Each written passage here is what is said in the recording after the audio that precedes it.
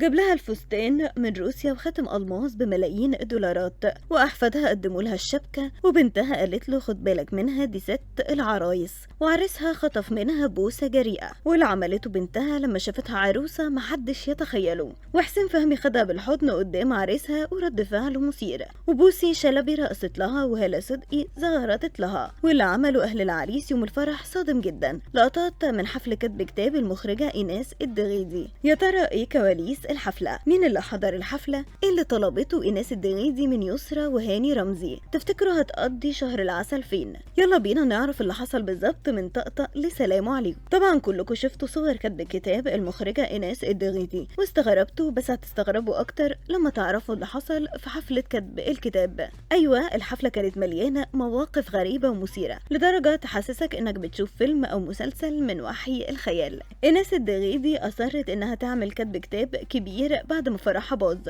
وانتشر على السوشيال ميديا. عريسها جاب لها فستان كتب الكتاب من افخم الاتيليهات في روسيا، وقال لها الغالي للغالية. ايوه، ما هو سعر الفستان يشتري شقة. اصل الاكمام متزينة باللولي. شايفين يا جماعة بيحبها قد ايه؟ إيناس الدغيدي اول ما شافت الفستان انبهرت بيه، وما كانتش مصدقة ان ذوقه حلو قوي كده في الفساتين. اصلها كانت خايفة في الاول عشان يعني الرجالة ملهمش قوي في الفساتين ولبس البنات. ويا سلام على خاتم الشبكة اللي جابه لها الماس حر سعره بملايين الدولارات. لا، واللي حلى الخاتم اكتر ان احفاد هما اللي قدموا لها الشبكة بنفسهم. والحقيقة ان إيناس طول كتب الكتاب وهي شايلة احفادها ورايحة جاية بيهم. الجدة الحنينة رزق. اما بقى بنتها فكانت الفرحه مش سايعاها، زي ما يكون كانت مستنيه اليوم اللي امها تتجوز فيه والطلب الابيض مع الراجل اللي اختاره قلبها وعقلها. وكانت كل شويه تقول لها استني يا ماما اتصور معاكي انتي وعريسك، ونصحته ياخد باله منها وقالت له خلي بالك انت خدت ست العرايس كلهم. فرد عليها وطمنها وقال لها ما تقلقيش، نوسه في قلبي وعيني. وصحيح بنتها عملت قلق كبير على السوشيال ميديا في كتب كتاب امها، وده لانها اول مره تظهر، ده غير انها فوله واتقسمت نصين من امها شبهها بالظبط.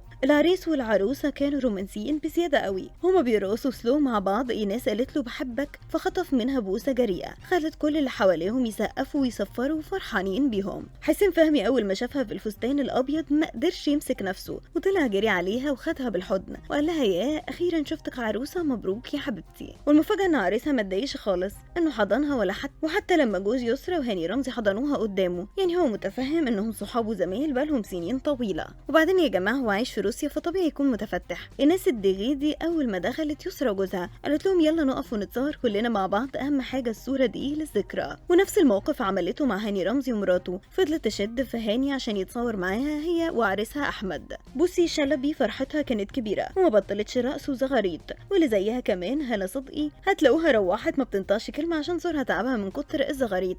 حضر كتب الكتاب إلهام شاهين وصحاب وقرايب إيناس الدغيدي. اما عريسها فتقريبا ما كانش حد معاه خالص من اهله، كان لوحده. اما شهر العسل فتقريبا كده إيناس هتقضيه هي وعريسها ما بين روسيا والمالديف. في النهايه بقول للعروسه الف مبروك، ربنا يسعدك وتكون جوازة العمر.